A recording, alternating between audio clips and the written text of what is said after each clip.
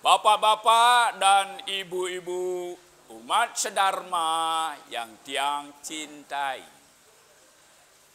Pemirsa Bali TV dimanapun berada yang tiang hormati. Sebelumnya, tiang haturkan panganjali. Om Swastiastu. Wih, nenduk sekali Om Swastiastunya. Kurang semangat. Nanti yang di luar pulau juga tidak semangat dengar Dharma wacananya. Coba sekali lagi. Yang semangat, tersenyum, menjawab Om Swastiastu. Sekali lagi. Om Swastiastu. Matur suksema. Paparan Dharma Wacana kali ini yang mengangkat tema upacara melebur sarwa petaka yang kemas dalam satu judul, dia yang berjanji, dia pula yang mengingkari.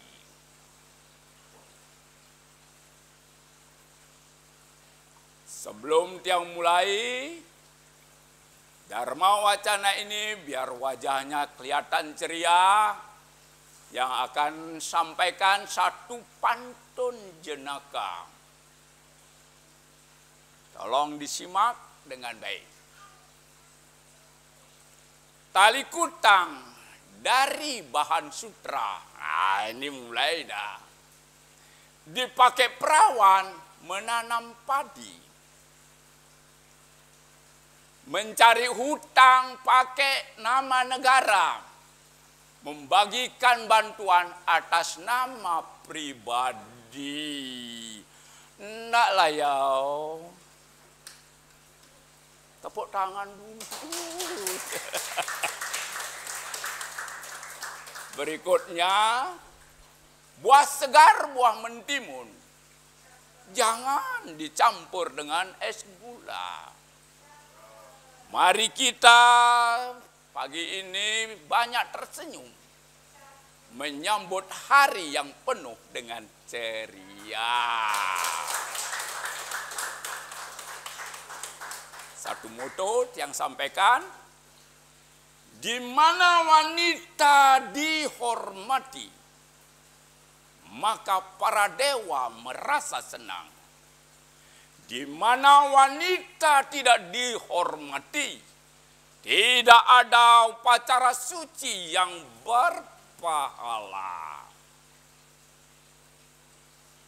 Bapak-bapak dan ibu-ibu umat sedharma terutama yang berkenan hadir mengikuti Dharma Wacana ini. Upacara melebur sarwa petaka bermakna melebur, menghancurkan, menetralisir, mengharmoniskan. Sarwa, segala sesuatu, petaka, masalah-masalah, baik disebabkan skala maupun niskala. Upacara melebur sarwa petaka, upacara sakral atas tuntunan Dewi Gayatri, bukan buatan manusia, termasuk karangan tiang sendiri. Ini berbeda adanya. Upacara melebur sarwa petaka berlandaskan pada kitab suci Weda.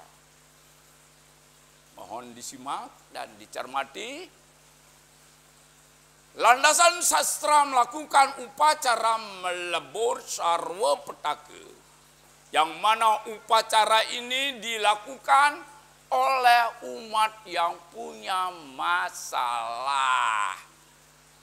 Kebetulan yang hadir sekarang ini kebanyakannya sudah pernah melakukan upacara melebur saro petaka.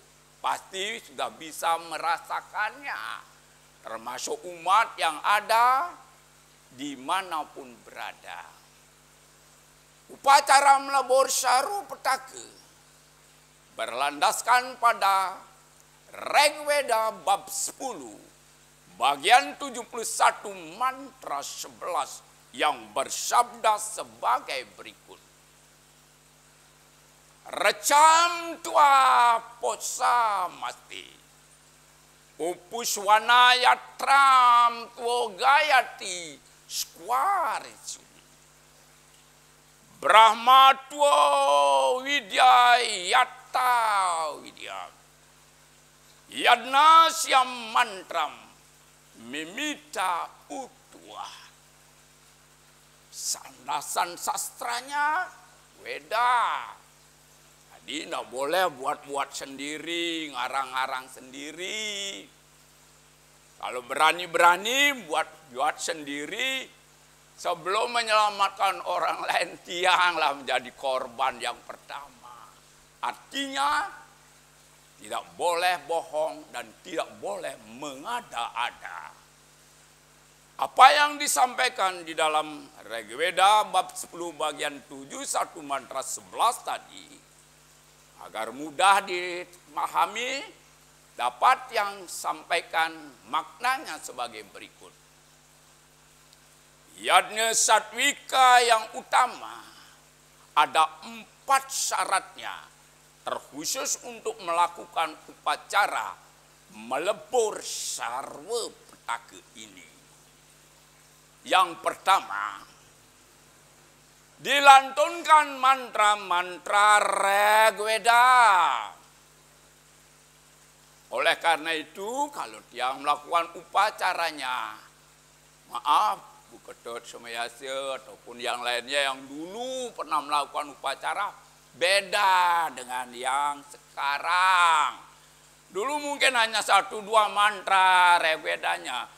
Sekarang mantranya sudah Rigveda 12 mantra, Atharvaveda 3 mantra yang tiang lantunkan di waktu nganten Banten.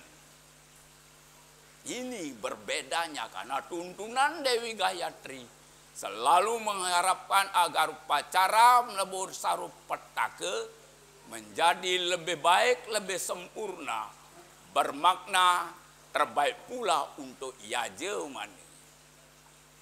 Yang kedua, wajib dilantunkan Gayatri mantra.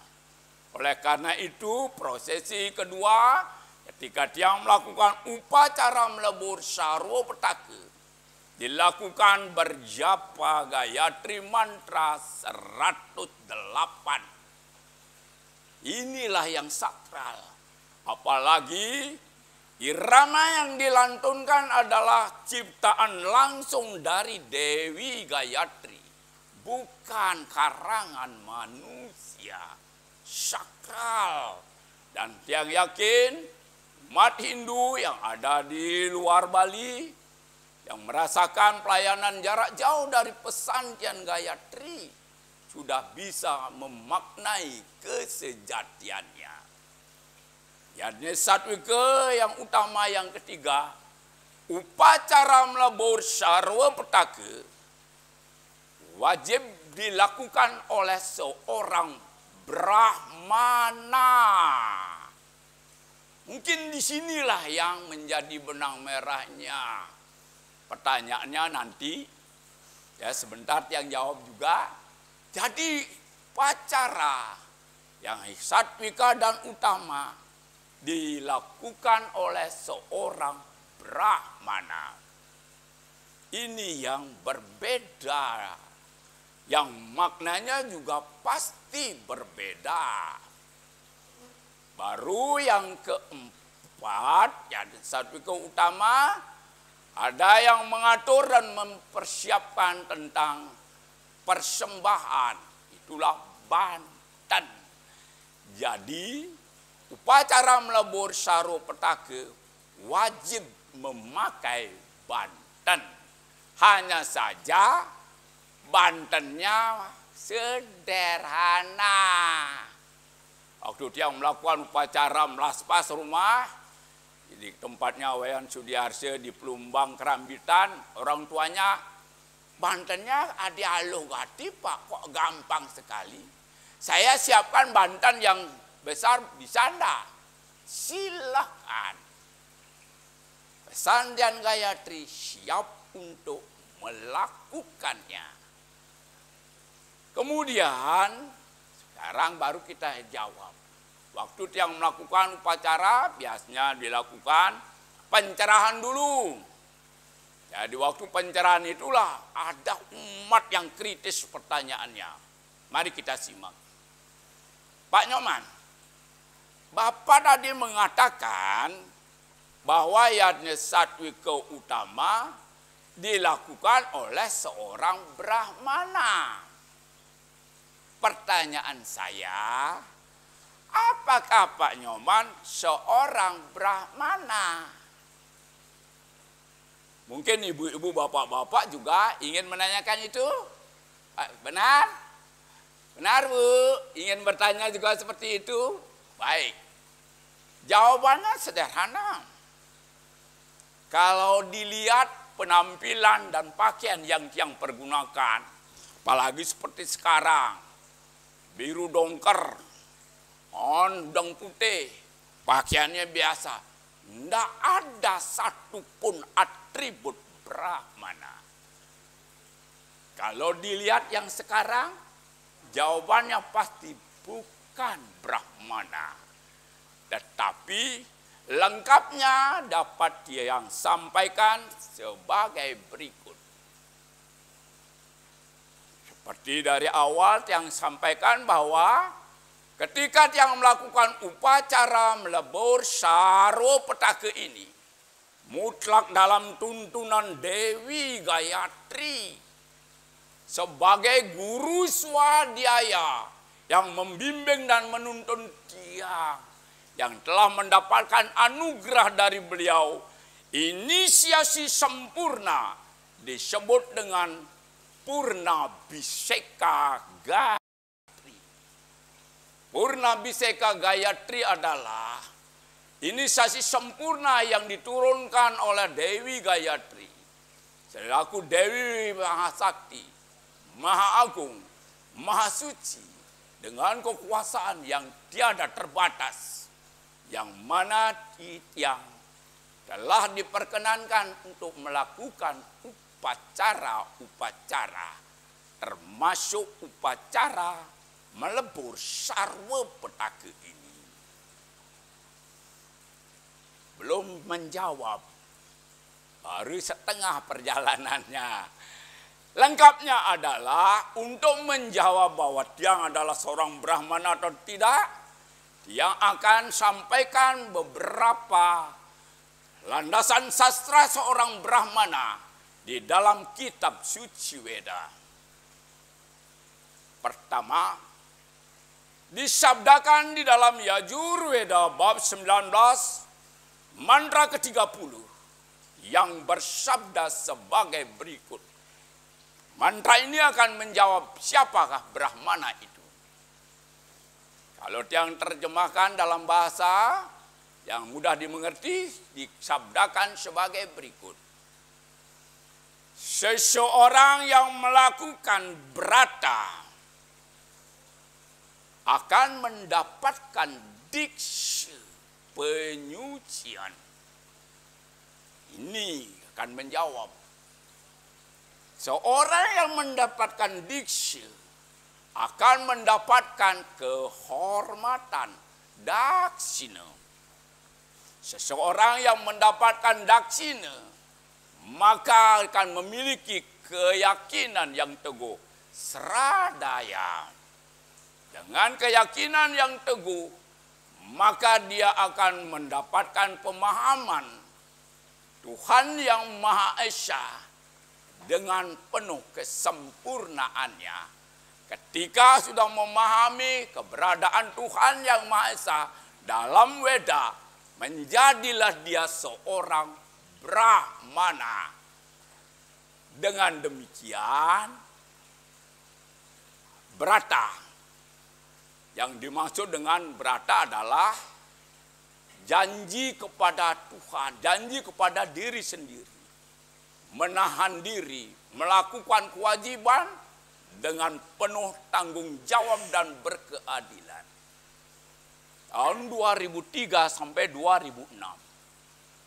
Yang melakukan brata dengan melaksanakan Dharma Yatra, berjalan dari satu desa ke desa terpencil, kecamatan-kecamatan, kabupaten-kabupaten, mulai dari Riau, Lampung, kemudian ke timur, bahkan pernah sampai di Papua, yang telah berjalan melakukan brata di 18 provinsi di seluruh Indonesia dengan biaya sendiri, tidak pernah menerima apapun juga.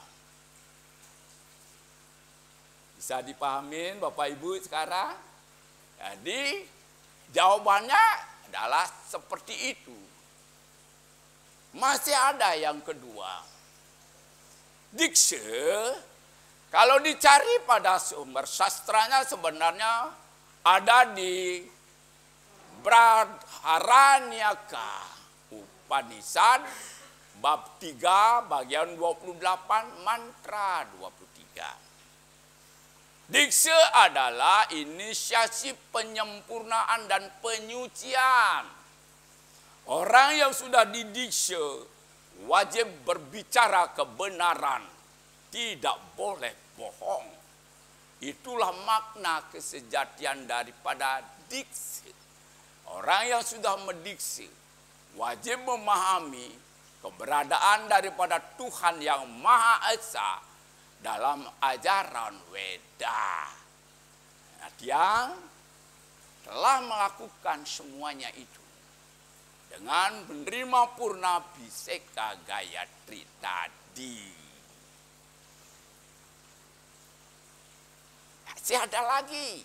Ini yang lebih tepat dan lebih tegas menyatakan di dalam Siwa Purana bab 15 Struta 14 di sini ditabrakkan sebagai berikut.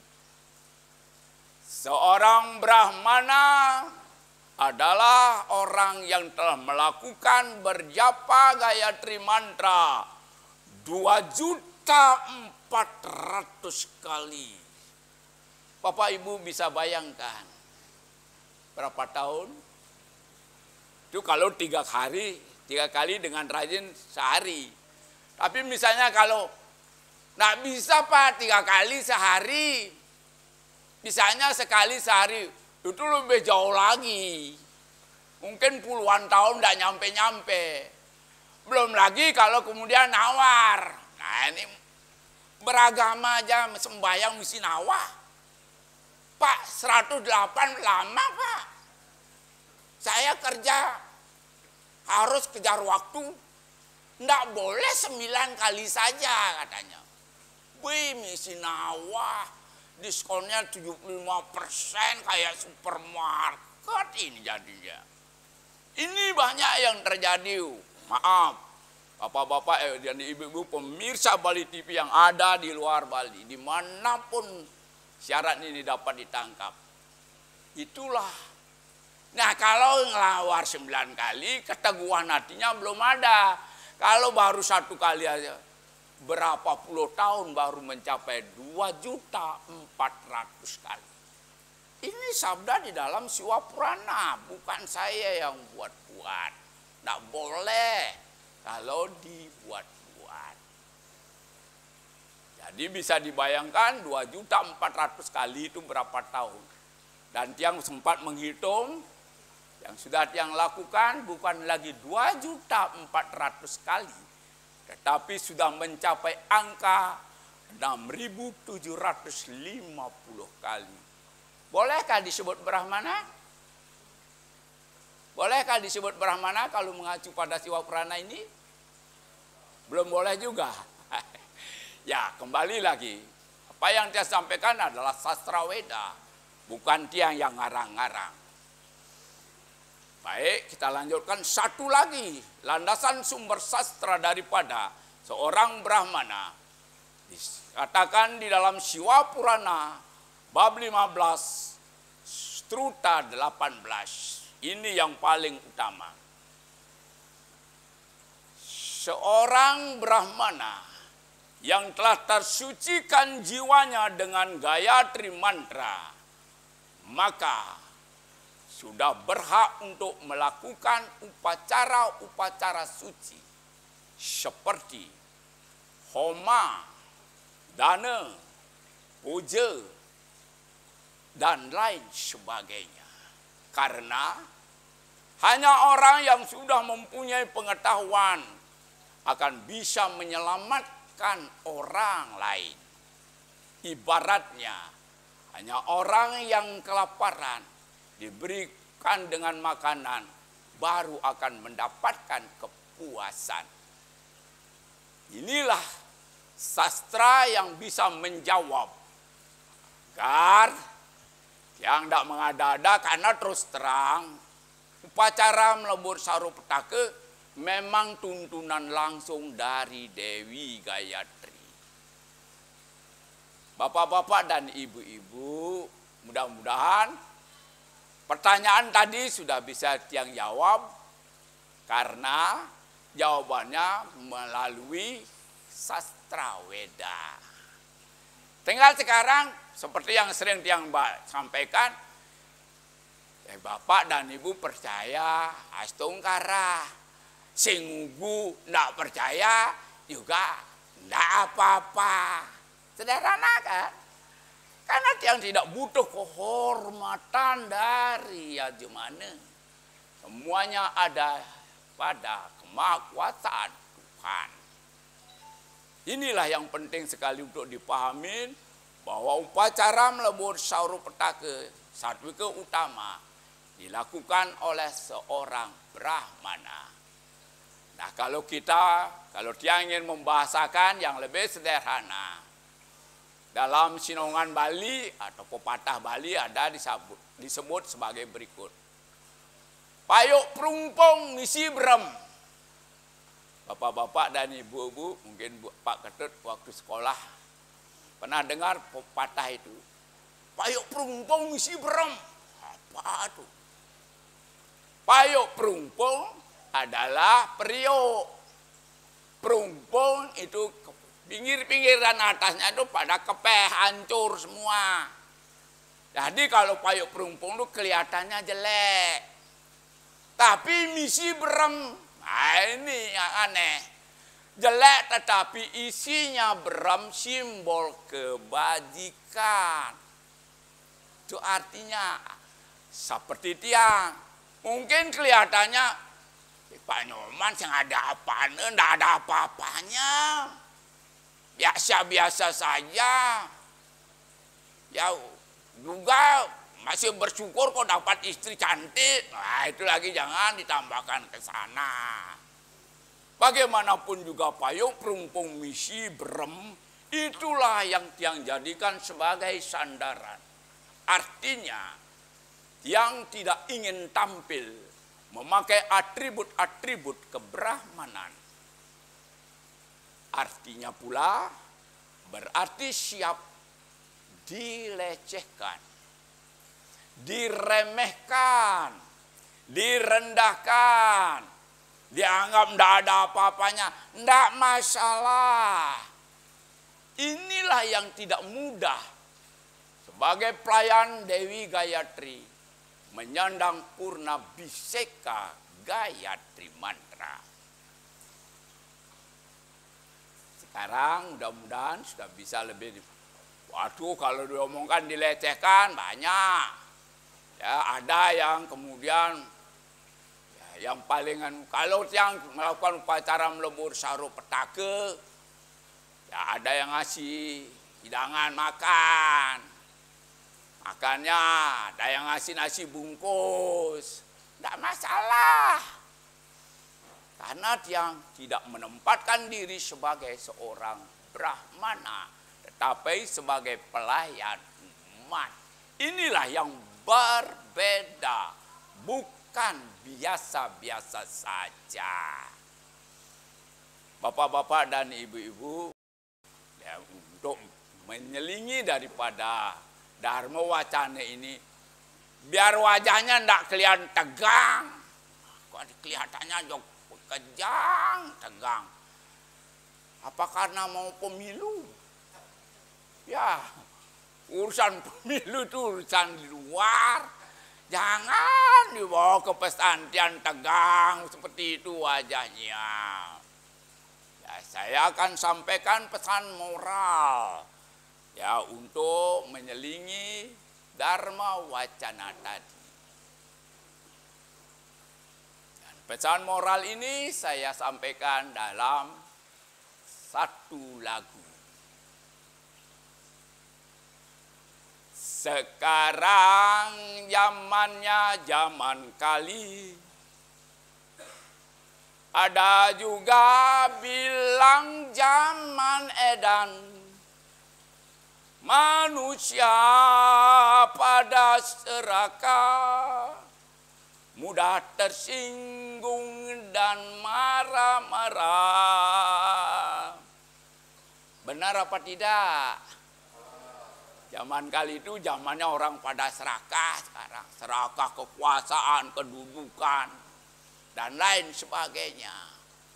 Jadi inilah zaman kali. Disebut juga zaman edan. Ya, semakin kegila-gilaan yang tidak terkontrol. Kemudian pesan moral berikutnya adalah ada mangga terasa mengkudu masa kayak delima.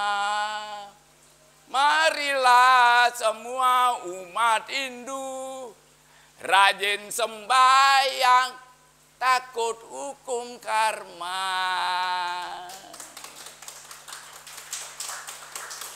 Takut enggak sama hukum karma, bapak-bapak, ibu-ibu?